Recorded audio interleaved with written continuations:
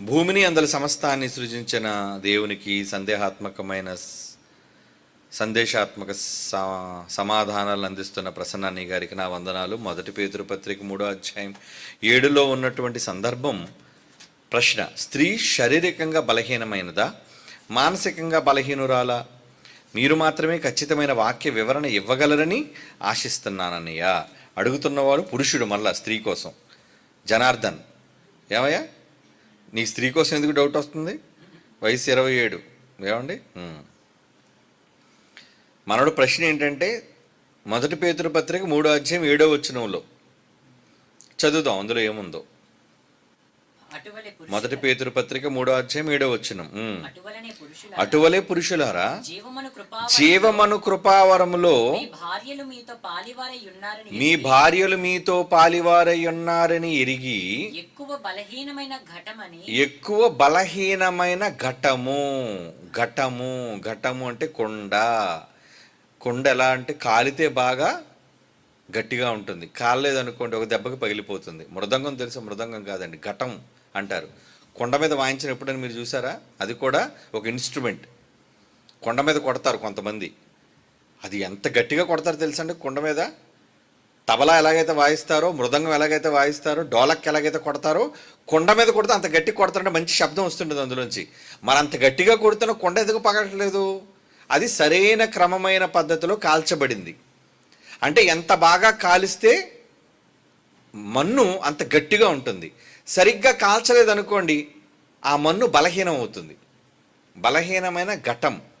ఇక్కడ దేవుడు స్త్రీని పోలుస్తూ ఏమంటున్నాడంటే ఆమె ఎక్కువ బలహీనమైన ఘటము. మామూలుగా ఘటం అన్నా పర్లేదండి. ఏమంటే స్త్రీలను ఉద్దేశించి నేనంటున్న మాట కాదు సుమా, నా మీద పళ్ళు నూరకండి, దేవుడు అన్నమాట చెప్తున్నాను మీతో. కనుక దేవుడే అంటే మేకర్, మిమ్మల్ని సృజించినవాడు ఏమంటున్నాడు? స్త్రీల కోసం ఏమంటున్నాడు? ఎక్కువ బలహీనమైన ఘటమని ఎరిగి. పురుషులతో ఏం చెప్తున్నాడంటే, బాబు ఆవిడ ఊరకనే పగిలిపోయే కొండ లాంటిది నాయన, కనుక భర్తలారా మీరు జాగ్రత్తగా వారిని ఏం చేయమన్నాడు? సన్మానించి. మీ ప్రార్థనలకు వాళ్ళు అభ్యంతరం కలిగించే అవకాశాలు ఎక్కువగా ఉన్నాయి. మీ ప్రార్థనలకు వాళ్ళు అభ్యంతరం కలిగించే పరిస్థితులు వాళ్ళు లోనవుతుంటారు. కాబట్టి అటువంటి పరిస్థితులు మీకు రాకుండా ఉండాలి అంటే జ్ఞానము చొప్పున కాపురం. అంటే కాపురంలో ఏముండాలన్నమాట? ఏమండి, భర్తలు కాపురం చేయాలంటే ఏం కావాలి? లోకంలో ఎవడో చెప్పిన పనికిమాలిన సూత్రాలు చదవడం కాదు. చక్కటి వైవాహిక జీవితంలో కాపురం సజావుగా సాగాలి అంటే ఈ మధ్య చాలామంది వచ్చేసారండి తెర మీదకి, సోషల్ మీడియాలోని. అందరూ చెప్తుంటారు. వాళ్ళందరూ చెప్పే ఒక ఎత్తు అయితే బైబిల్ చెప్పేది సరి అయిన విధానం. ఎందుకంటే సృష్టికర్త చెబుతున్నాడు, జ్ఞానం చొప్పున కాపురం లేకపోతే కాపురాలు వీడిపోతాయి, కాపురాలు కూలిపోతాయి. ఎందుకు కూలిపోతాయి? ఎక్కువ బలహీనమైన ఘటం ఉంది కాబట్టి. ఏమంటే కారు ఉంది, కారులో టైర్స్ ఉంటాయి. టైర్లో ప్రెషర్ అంటారు, ఎయిర్ ప్రెషర్ అంటారు దాన్ని. ముందు 2 వీల్స్లో ఒక పక్క ఫుల్ ప్రెషర్ ఉండి ఒక పక్క గాలి లేదనుకోండి, అప్పుడు బండి ఎలాగెళ్తుంది అనుకున్నారు? తిన్నగా వెళ్తే బండి. ఏమంటే ఒక దాంట్లో టైర్ తక్కువ అయిపోయింది, గాలి తక్కువ అయిపోయింది అనుకోండి, ఏమవుద్ది? మెతకబడిపోద్ది. మెతకబడిపోయేసరికి స్పీడ్ ఉండదు బండికి, వాలిపోయి వెళ్తుంటుంది బండి. ఎందుకంటే యువతల టైర్లో ఫుల్గా ప్రెషర్ ఉంది, మైకి నిలబడింది. యువతల టైర్లో గాలి తక్కువైపోయింది, కనుక ఇది కృంగిపోద్ది. ఈ కృంగిపోవడం వల్ల రెండింటికి మ్యాచింగ్ జరక్క, సరైన ప్రెషర్ లేకపోవటం వల్ల ఏం జరుగుతుందంటే ప్రయాణానికి ప్రమాదం. బండి సజావుగా రోడ్డు మీదకి వెళ్ళదు, త్రోవ తప్పిపోతుంది, మీ కంట్రోల్లో ఉండదు. ఇది ఎంత వాస్తవమో. జ్ఞానం చొప్పున భార్యతో కాపురం చేయకపోతే కాపురం కూలిపోయే అవకాశం ఉంది. కాబట్టి ఏ జ్ఞానం కావాలి? ఏ జ్ఞానం అంటున్నాడు ఇక్కడ? జ్ఞానము అనగానే బైబిల్. మర్చిపోకండి. లోకంలో ఎవరెవరో రాసిన చెత్త పుస్తకాలన్నీ జ్ఞానం అని మీరు అనుకోకండి. వాటన్నిటికీ మూలం, మనిషి మెదడు నుంచి వచ్చిన పుస్తకాలన్నిటికీ మూలం ప్రకృతి అయితే, ఆ ప్రకృతినే కలిగించినది దేవుని వాక్యము, మాట. ప్రపంచములు దేవుని వాక్యము వలన నిర్మాణమైనవి అంటున్నాడు. ఆ వాక్యం ఏంటి? That is Bible. కనుక బైబిల్ మీకు రావాలి. భర్తలారా ఏమి నేర్చుకోవాలి? ముందు బైబిల్ నేర్చుకోవాలి, కానీ భర్తలు బైబిల్ నేర్చుకుంటున్నారా? ఎక్కువ అంటే ఆడవాళ్లే బైబిల్ ఎక్కువ వింటారు, కానీ మగవాళ్ళు ఎప్పుడు వినరండి. ఎందుకంటే మాకు అంతా తెలుసు అనుకునే ధీమా, మాకంతా వచ్చండి, మాకు ఎందుకు తెలియదంటే మేము మా కుటుంబాలు నిలబెట్టుకోవటంలో మేము చాలా గొప్పవాళ్ళం అనుకుని ఒక తప్పుడు అపోహలో వాళ్ళు ఉండిపోతున్నారు. కనుక అలాంటి అవగాహనలు లోపం వలన, బైబిల్ అనే జ్ఞానం లోపించటం వలన చాలామంది వాళ్ళ కాపురాల్లో భార్యలతో ఎలాగ కాపురం చేయాలో జ్ఞానంతో అనేది తెలుసుకోకపోవటం వలన వాళ్ళు తప్పుడు నిర్ణయాలు తీసుకోవటం వల్ల వాళ్ళ కాపురాలు కూలిపోయే పరిస్థితి ఈరోజు సంభవిస్తున్నాయి. కనుక కాపురాలు నిలబడాలి అంటే భార్యలతో సన్మానం చేసి కాపురం చేయమన్నాడు. ఏమండి, భార్యని ఎలా చూడమన్నాడు? భర్తలతో కూడా ఏం చెప్తున్నాడండి? కొంతమంది భర్తలు ఉంటారండి, చాలేవే చెప్పావు కానీ ఊరుకో అంటే బొత్తిగా ఎందుకు పనికిరాని దానిగా తీసి పడుతుంటారండి. చూసారు, కూరలో కరివేపాకు అంటారు. ఏమండి, ఎవరు చెప్పారు అలా భార్యని కరివేపాకులో తీసేమని? దేవుని పనులో జీవమనే కృపా వరములో మీతో పాటు పాలివారు.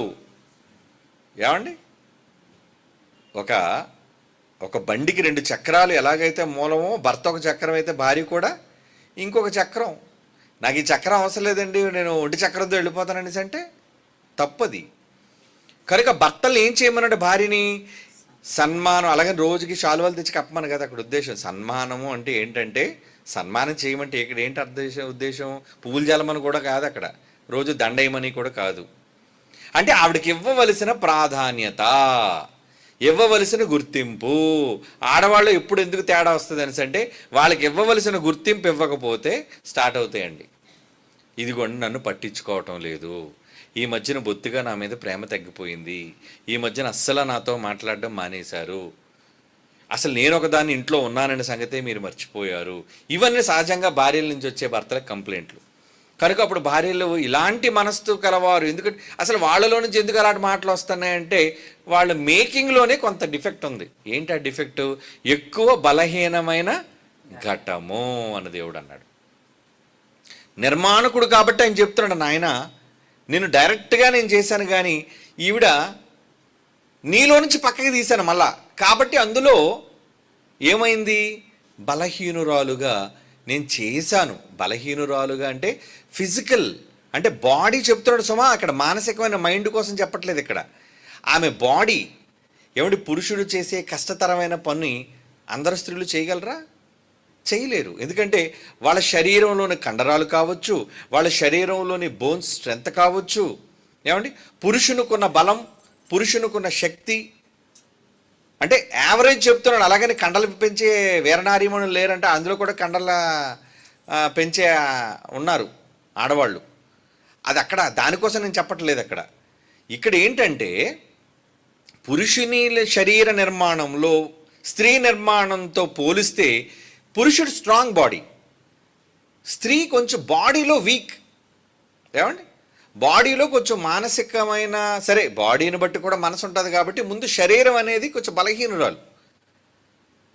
ఎక్కువ బలహీనమైన ఘటము అంటే కాలని కుండలాంటిది కాబట్టి ప్రతి చిన్నదానికి సంశయపడేది, ప్రతి చిన్నదానికి ఆలోచన పడేది. ముందు ఫిజికల్ బాడీలు బలహీనం కాబట్టి నెక్స్ట్ దాని ఎఫెక్ట్ దేనికి వస్తుందంటే, ఏమండి, ముందు ఆమె శరీరం బలహీనం. కంపారిటివ్గా మీరు మెడికల్గా కూడా ఆలోచించండి. ఇద్దరి యొక్క శరీర నిర్మాణాన్ని బట్టి మీరు ఆలోచిస్తే, పురుషునిలో ఉన్న శక్తి స్త్రీలో ఉన్న శక్తిని ఆలోచిస్తే పురుషునిలోనే శక్తి ఎక్కువ ఉంటుందండి పనులు చేయడానికి. అతని నిర్మాణం, అతనిలో ఉన్న బలం, ఇవన్నీ.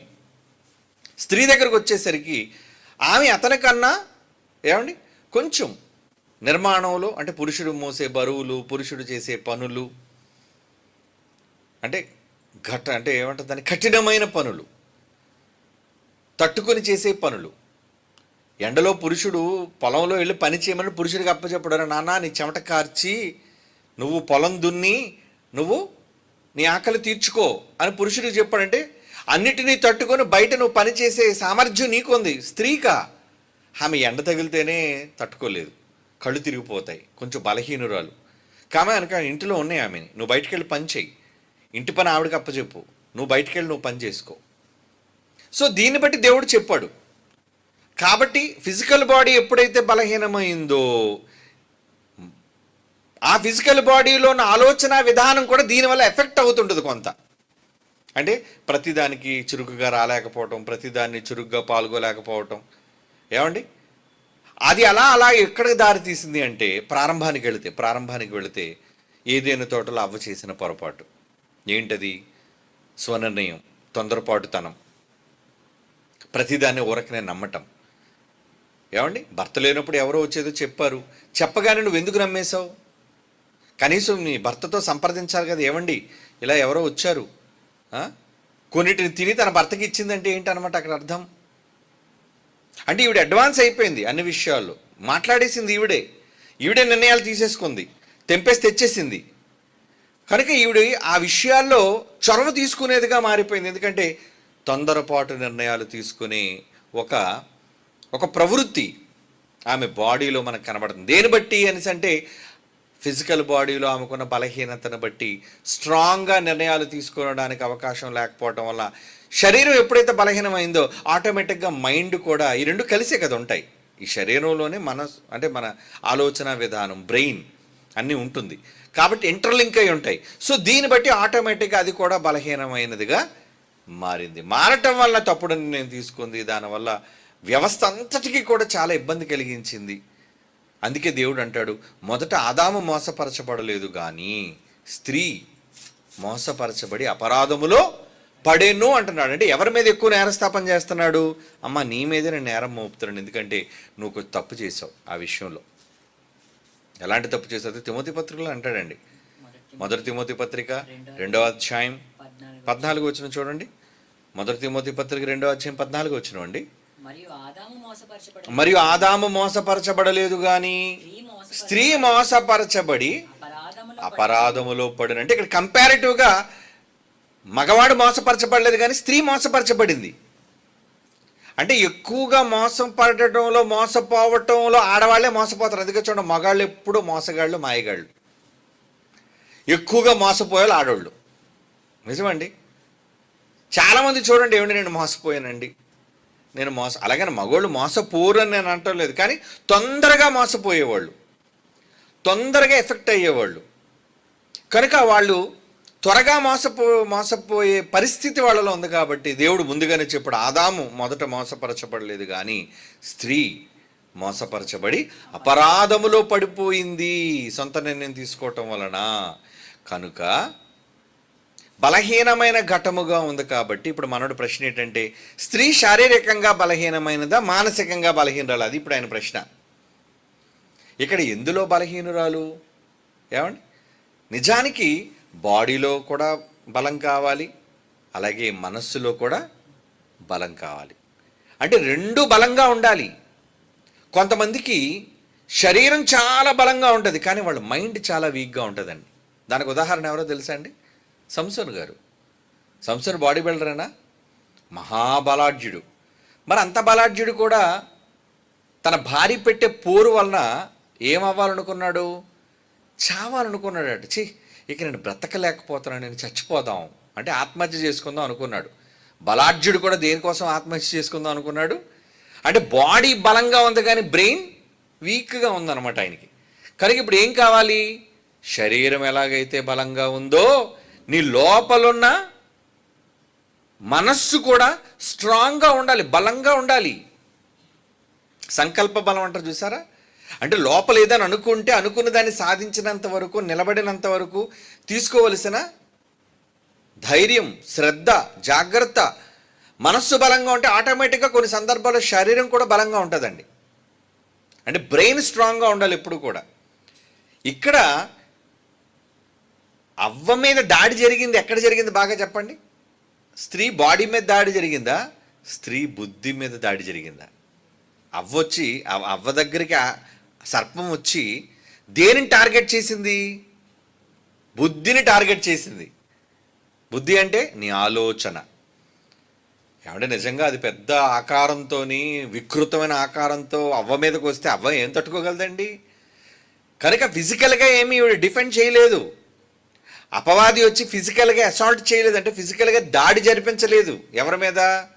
అవ్వ మీద అపవాది దాడి జరగలేదు. ఫిజికల్గా దాడి ఏం జరగలేదు. మరి దేని మీద జరిగింది దాడి?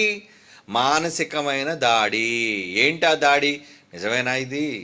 తినొద్దన్నాడు. తినొద్దనడానికి చాలా కారణాలు ఉన్నాయి. మీరు దేవతలు అయిపోతారు. తినండి తినండి తినండి.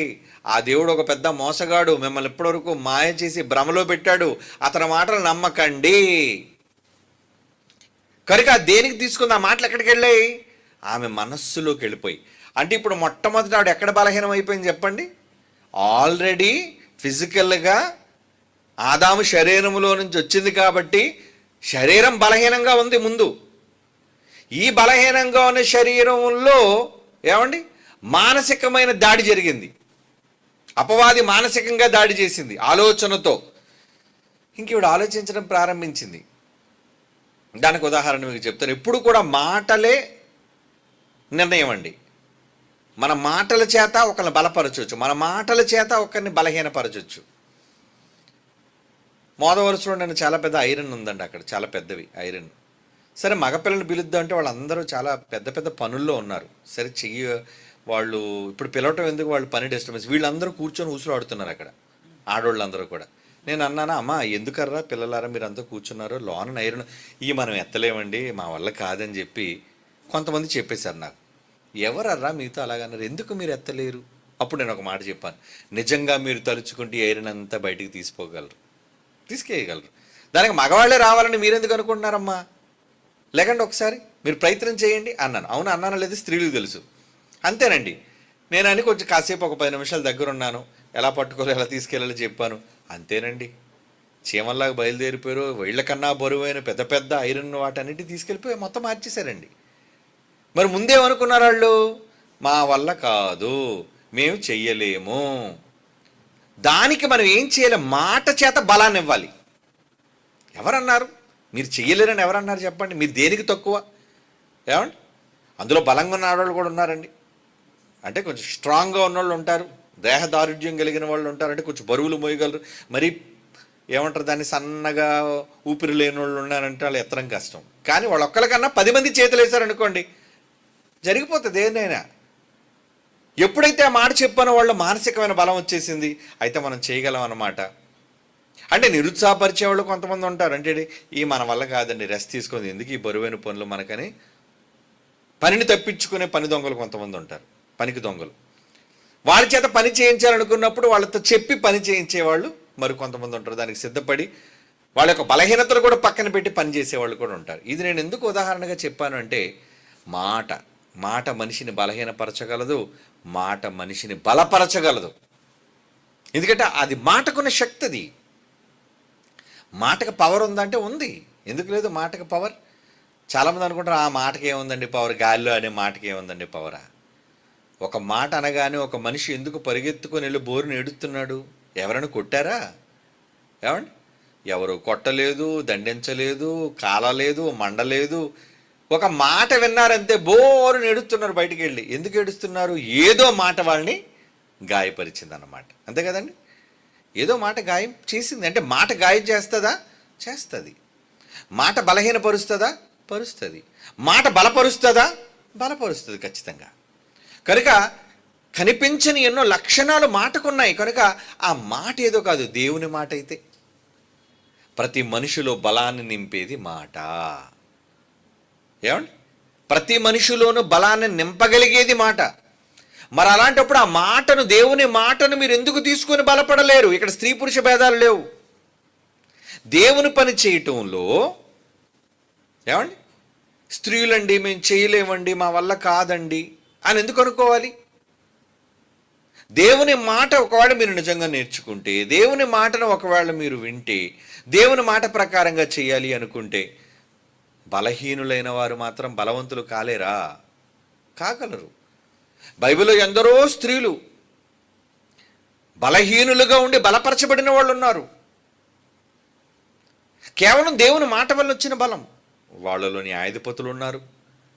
ఏమండి, వాళ్ళలో దేవుని కోసం త్యాగాలు చేసిన వాళ్ళు ఉన్నారు. దేవుని కోసం తమకున్న సమస్తాన్ని ధారపోసిన వాళ్ళు ఉన్నారు. అంటే దీనికి కావాల్సింది ఏంటి? మాట బలము. కనుక స్త్రీ శారీరకంగా బలహీనమైనదా, మానసికంగా బలహీనురాలా అనేసి అంటే, బలహీనులు ఎవరైనా కావచ్చు. ఏం పురుషుల్లో బలహీనులు లేరేటి? ఏమండి, పురుషుల్లో ఒక మాటని వెంటనే ఆత్మహత్య చేసుకున్న వాళ్ళు లేరా? వాళ్ళు కూడా ఉన్నారండి. ఇక్కడ బలహీనత అనేది వాళ్ళ బ్రెయిన్, వాళ్ళ ఆలోచన విధానం. కనుక ఆలోచన విధానాన్ని బలపరచాలి.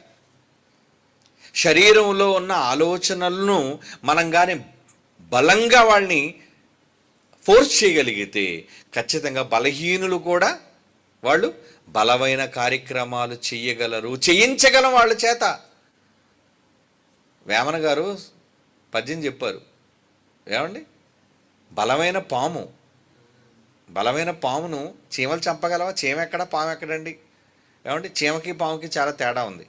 కానీ అంత పెద్ద సర్పం కూడా దేని చేతికి చిక్కి చచ్చిపోద్దట?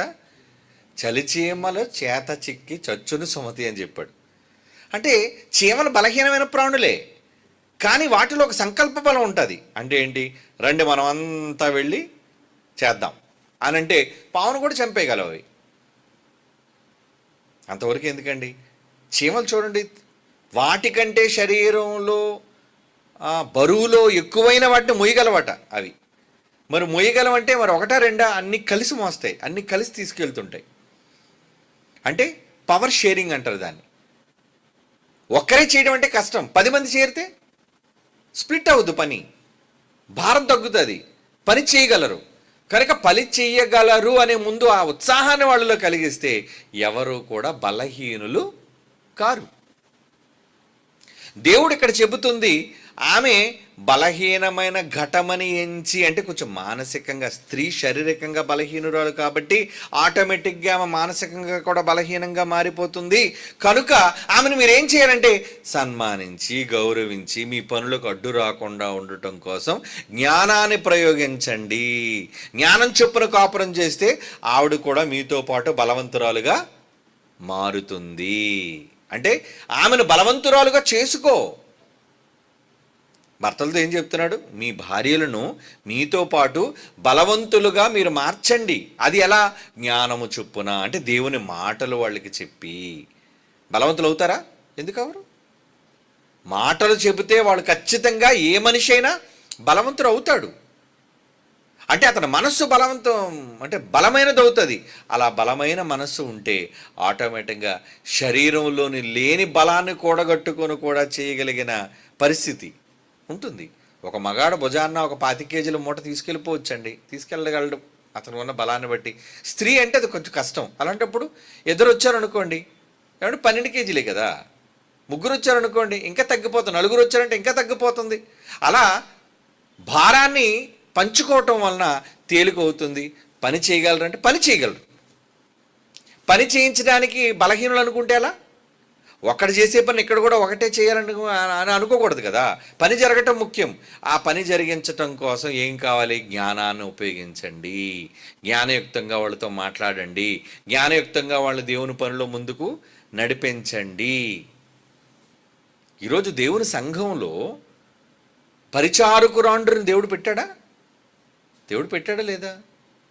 తిమోతి పత్రికలో కావచ్చు, లేదంటే పేతురు గారి పత్రికలో కావచ్చు, పరిచారకులను కూడా ఏర్పాటు చేశాడు దేవుడు. ఎవరు? సంఘములో పరిచర్య చేయుటకు, సంఘములో పరిచర్య చేయుటకు.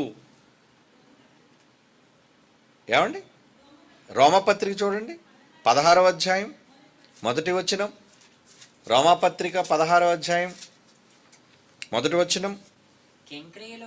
కెంక్రేలో ఉన్న సంఘ పరిచారకురాలగు ఫీబే అని మన సహోదరి, అవర్ సిస్టర్. ఏమండి, కెంక్రేయ, ఆ ప్రాంతంలో ఒక సంఘం ఉంది. ఆ సంఘంలో ఒక పరిచారకురాలు ఉంది. ఆవిడ పేరేం పేరు? ఫీబే అంటున్నాడు. చూడండి, సంఘంలో పరిచారకురాలు, సేవకురాలు.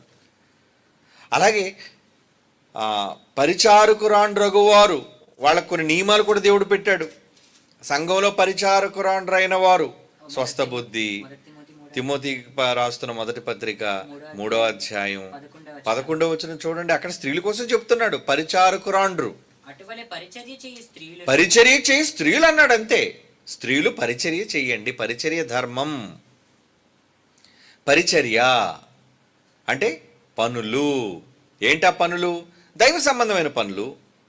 మరి వీళ్ళు పరలోకం వద్దా? కావాలి. మరి పరలోకం రావాలంటే ఏ పని చేయకుండా ఉంటావా? ఏమండి, పని చేసేవారికే పరలోకం, మర్చిపోకండి. పరలోకం రావాలి అంటే పనులు చెయ్యాలి. మరి పనులు ఎంతమంది స్త్రీలు చేస్తున్నారు? పరిచారకురాండ్రకు స్త్రీలు, పరిచర్య ధర్మం చేసేవాళ్ళు. మరి ఈరోజు సంఘాల్లో ఎంతమంది పరిచర్య చేసేవాళ్ళుగా ఉన్నారు చెప్పండి? స్త్రీలు చేయాలి, పరిచర్య చేయాలి. సేవకులకు పరిచర్య చేయాలి, సంఘానికి పరిచర్య చేయాలి. అంటే ఎటువంటి పరిచర్య? నీ చేతనైనంత మట్టుకు సహకారం. దేవుని పనిలో సహకారం. అది ఆర్థికంగా, లేదా నీ శ్రమశక్తి దానమా, వచ్చి నువ్వు పని చేయటమా? ఇలా పనులన్నిటినీ కూడా చేసేదిగా ఉండాలి. మరి పనులు చేస్తున్నప్పుడు బలహీనురాలుగా ఉన్నవాళ్ళను కూడా బలవంతులుగా మార్చగలం, చేయించగలం. బలహీనురాలని చెప్పి మూల కూర్చోబెట్టేస్తారా? చెప్పండి. బలహీనురాలను దేవుడే అంటే ఏమంటే జీవమను కృపావరంలో పాలు ఎందుకు ఇస్తారో చెప్పండి. మళ్ళీ ఇప్పుడు చదవండి ఆ మాట. పేతురు రాసిన మొదటి పత్రిక 3వ అధ్యాయం 7వ వచనంలో మాట ఏమంటున్నాడు అక్కడ? పురుషులారా, జీవమను కృపావరములో మీ భార్యలు మీతో పాలివారు. అంటే పనులు చేసే భర్తలకు ఎవరైతే భార్యలు సహకరిస్తారో వారు పాలివారే. పాలివారా? ఏమండి, మరి నేను మీటింగ్లకి వెళ్తున్నానంటే భార్య ఇంట్లో సహకరించకపోతే నేను ఏ మీటింగ్లు తిరుగుతానండి? చెప్పండి. ఏ పురుషుడైనా దేవుని పని చెయ్యాలి అంటే ఇంట్లో ఉన్న భార్యలు సహకరించాలా వద్దా? సహకరించాలి. రోజు నష్టపెడుతున్నారు అనుకోండి, రోజు గొడవ పెడుతున్నారు అనుకోండి, నాకు ఇది కావాలి అది కావాలని అడుగుతున్నారు అనుకోండి, భర్త ఏం సేవకి వెళ్ళగలడు, ఏం పని చేయగలడు చెప్పండి? ఒకరు గొప్పగా సేవ చేయగలుగుతున్నారంటే ఆ గొప్పగా సేవ చేసే వెనుక ఆ సేవను ప్రోత్సహించే వాళ్ళు కుటుంబం కావచ్చు, అలాగే భాగస్వామి కావచ్చు, ఉంటారు. ఖచ్చితంగా ఉండాలి. క్రైస్తవ కుటుంబాలందరికీ ఇది అవసరం. ముఖ్యంగా పనులు చేసే భర్తలకు తగిన ఏమంటారు దాన్ని, ప్రోత్సాహాన్ని ఇచ్చే భార్యలుగా ఉండాలి. నాకు తెలిసిన ఒక సేవకుడు ఉండేవాడండి, ఒక 20 ఏళ్ళు. అతను మీటింగ్ కోసమని బట్టలు సర్దుకొని పెట్టి పట్టుకుంటే ఆ పెట్టి తీసుకెళ్ళి నీటిలో ముంచిస్తాండి మా ఎదురుగుండానే. నేను మీటింగ్కి వెళ్తున్నాను, మరి డాడీ గారు అందరూ వచ్చారు, అన్నయ్య వాళ్ళు, మేము వాళ్ళతో పాటు మీటింగ్కి వెళ్ళిపోతుంటే వాళ్ళ ఇంట్లోనే మేమున్నామండి. ఇప్పుడు ఇది 30 ఏళ్ళ క్రితం విషయం చెప్తున్నాను, 30 years బ్యాక్.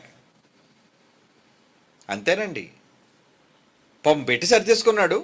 లోన ఏవో మాటలు వినబడుతున్నాయి, అంటే ఏదో తర్జన జరుగుతుంది భార్యాభర్తలకి. ఈలోపు గబార్మని బయటకు వచ్చిందండి. ఏటు తలుపు తీసుకొని వచ్చిందని చూసేసరికి అయ్యగారు పెట్టి తీసుకెళ్ళి అక్కడ ఒక పెద్ద డ్రమ్ ఉంటే అన్నింటిలో ముంచేసింది. ఏంటంటే నువ్వు వెళ్ళడానికి వీల్లేదు, శాసనం.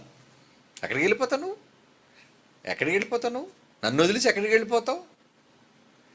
అంటే సేవకు ప్రోత్సహించే సేవకురు అంటారు కారు. అలాంటిది దొరికింది అనుకోండి, అంతే గయ్యాలి అనమాట, అయిపోయింది అనమాట, బ్రతుకు క్లోజ్. కనుక అబ్బాయిలు జాగ్రత్త. పని చేయాలనుకునే ఎవరైతే మీలో ఉన్నారో దేవుని సేవ కోసం తాలి పడిపోయిన వాళ్ళ కోసం నేనేం చేయలేనండి, వదిలేయండి.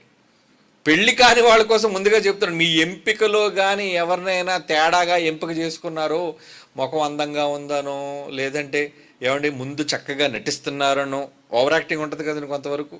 పెళ్లి కొడుకు ఓవర్ యాక్టింగ్ చేస్తాడు, పెళ్లి కూతురు ఓవర్ యాక్టింగ్ చేస్తుంది. ఓవర్ యాక్టింగ్ మనం మోసపోకూడదు. కనుక ఇది కానీ మీరు తెలుసుకోకుండా కానీ త్వరపడి ముడి పెట్టారా, పెట్టి నీటిలోకి వెళ్ళిపోద్ది. ఆ తర్వాత మీరు గోతులోకి పోతారు. ఎందుకంటే బతుకుంటారు. మానసికమైన ఒత్తిడి, రోజు ఇంట్లో పోరు. అందుకే దేవుడు ఏమన్నాడు, ఆయన నాన్న గయ్యాలతో కాపురం చేయడం కన్నా ఆ మిద్దు మీదకి వెళ్ళిపోయి ఆ మూలను ఎక్కడో ఉండటం మంచిదిరా బాబు, ఇలాంటి భార్యలు మీకు వద్దురా నాయన అని దేవుడు చెప్పాడు ముందుగా. కాబట్టి మంచి భార్యలు దొరికిన వాళ్ళు చాలా అదృష్టవంతులు, వెరీ గుడ్. అందుకే భార్య దొరికిన వానికి మేలు. మేలంటే ఎవరు? మంచి భార్య దొరికిన వాడికి. గయ్యాలి భార్య దొరికిన వాడికి ఆడికేం మేలు? రోజు నసే, రోజు గొడవే, రోజు తలపోటే.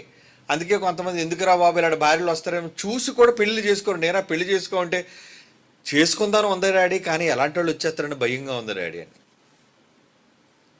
కనుక భార్యలు మీతో పాటు పాలివారు, పరిచర్య చేసేవాళ్ళు ఉండాలి. కాబట్టి అయితే పురుషులు గ్రహించవలసింది ఏంటంటే కొంచెం వీళ్ళలో బలహీనత అనేది ఉంది అని దేవుడు చెప్పేశాడు. ఎవరు ఒప్పుకున్నా ఒప్పుకోకపోయినా దేవుడు చెప్పింది ఏంటంటే, నాన్న వీళ్ళు కొంచెం బలహీనమైన ఘటమని, ఎక్కువ బలహీనమైన ఘటం అన్నాడు. మూడు మూడు చెప్పాడు. ఎక్కువ బలహీనమైన ఘటము, కాలని కొండని మీరు తెలుసుకొని భార్యను సన్మానించి మీ ప్రార్థనలకు మీ పరిచర్యలకు అడ్డు రాకుండా ఉండాలి అంటే తెలివిగా వాళ్ళతో కాపురాలు చేయండి. మీరు తెలివిగా వాళ్ళతో కాపురాలు చేయకపోతే మీరు దేవుని పనికి, నా పని కోసం మీరు ముందుకు రాలేరు అని దేవుడు ముందుగా చెప్తున్నాడు. కాబట్టి వాళ్ళ నిర్మాణంలోనూ వాళ్ళ దేహంలోనూ వాళ్ళ మానసికంగానూ బలహీనురాలుగా ఉంటున్నా వాళ్ళు నువ్వు ఏం చేయాలి? బలపరచు, సన్మానించు, గౌరవించు, వాళ్ళకి ఇవ్వవలసిన ప్రాధాన్యత నువ్వు ఇవ్వు. అప్పుడు నీ సేవకు వాళ్ళు అడ్డురారు, నీ సేవను వాళ్ళు ప్రోత్సహిస్తారు. కనుక బలహీనులు అంటే అవును బలహీనులే, మరి బలవంతులుగా చేయగలరు అంటే చేయగలరు. ఎందుకు చేయలేరు? నీ మాటల చేత, అంటే నీ మాట అంటే సొంత మాటలు కాదు, దేవుని వాక్యాన్ని మాటలుగా వాళ్ళకి చెబితే వాళ్ళు బలాన్ని పొందుకుంటారు. అప్పుడు నీకు జీవం అనే కృపావరంలో నీతో పాటు వాళ్ళు పాలివారు, షేర్. నిజంగా ఎంత అదృష్టవంతులండి. ఎవరైనా నమ్మకమైన యజమాని, దేవుని పని చేసే సేవకులు దొరికితే ఆడవాళ్ళు పండగండి. అదృష్టవంతులని చెప్పాలి. ఎందుకు అదృష్టం తెలుసా? ఎక్కడికి తిరగవలసిన పని లేదు. ఇంటి దగ్గరుండి భర్తకు చక్కగా సహకరిస్తే, ఆ భర్త దేవుని పని కోసం తిరిగి వస్తే, ఆ భర్తకు వచ్చే 100% జీతంలో ఏమండి దేవుడు వాళ్ళకి ఏమిస్తున్నాడు? జీవం అనే కృపావరం. దానిలో వాళ్ళు పాలివారు, షేర్ వచ్చేసింది వాళ్ళకి. కనుక ప్రోత్సాహం, అదే సహకారం. ఏమండి అంటే సరిగ్గా సహకారం అందించే స్త్రీలు ఉంటే, భర్తలను సేవకు ప్రోత్సహిస్తే ఖచ్చితంగా వాళ్ళకి భర్తలు చేసే సేవలో దేవుడు సమానమైన వాటా వాళ్ళకి ఇస్తాడు. కాబట్టి నిజంగా వాళ్ళు అదృష్టవంతులు. కనుక అమ్మాయిలు మీరు కూడా ఎలాంటి వాళ్ళని ఎంచుకోవాలి? సినిమా హీరోలాగా ఉన్నాడా లేడా, ఫేర్గా ఉన్నాడా లేడా, అందగాడా కాడా, 6 అడుగులు హైట్ ఉన్నాడు. కొంతమంది ఈపిచ్చండి ఏంటో మరి హైట్ కావాలట, కొంతమందికి ఫేర్నెస్ కావాలట, ఏమండి మరి కొంతమందికి ఏమో జాబ్ కావాలట. ఇలా రకరకాల కోరికలండి. ఏమండి ఒకదాన్ని అడిగితే, మరి నేను చేసుకోబోయే అబ్బాయి అయితే రోజు నాకు గిన్నెలు తోమాలి, రోజు నాకు అన్నం వండాలంటుందండి. ఆహా, ఏం కోరికమ్మా నీది? ఏమండి ఏం కోరుకుంటుంది ఆవిడ? రోజు గిన్నెలు కడిగేవాడు కావాలా నీకు? మరి అదేదో పని మనిషిని పెట్టుకోవచ్చు కదా, భర్తని ఎందుకు కోరుకోవటం? ఏమండి రోజు గిన్నెలు తోమాలట, రోజు వంట చేయాలట. అంటే నీ వంట చేసే పని నీకు లేదా? ఆహా, ఈవిడ మహారాణిలాగా మంచం మీద కూర్చోబెట్టి అయ్యగారి కాఫీ తీసుకెళ్ళి ఇవ్వాలి, అయ్యగారు వంట చేసి ఈవిడికి భోజనాన్ని సిద్ధం చేయాలి. ఇలాంటి కోరికలు ఉంటే ఏమవుతుంది చెప్పండి? సమాజం చాలా దారుణంగా మారిపోతుంది కదా. కనుక మీరు మాత్రం ఎలాంటి వాళ్ళు ఎంపిక చేసుకోకండి. పెళ్ళి కానీ యువతలతో చెప్తున్నాను, అమ్మాయిలతో చెప్తున్నాను, ముందు దైవ సేవకుడు అయిన వాడు, అలాగని చంకలో బైబిల్ పెట్టుకుని ప్రతివాడు దైవ సేవకుడు కాదు సుమా, మోసపోతారు, జాగ్రత్త. అందులో కూడా చాలా మాయగాళ్ళు ఉన్నారు. అందులోని నమ్మకంగా కనబడుతుంది. ఇంట్లో ప్రార్థన అంటాడు, ఎప్పుడు చూసినా బైబిల్ అంటాడు. నిన్ను కొట్టేయడానికే, ఎత్తుకెళ్ళిపోవడానికి అది అంతానా ఓవర్ యాక్టింగ్. ఎప్పుడైతే తాళి పడిందో అప్పుడు వాడు విశ్వరూపాన్ని చూపిస్తాడండి. ఏమండి ఆడు ఒరిజినల్ నేచర్ బయటపడిపోదు, ఇంక అయిపోయినట్టే.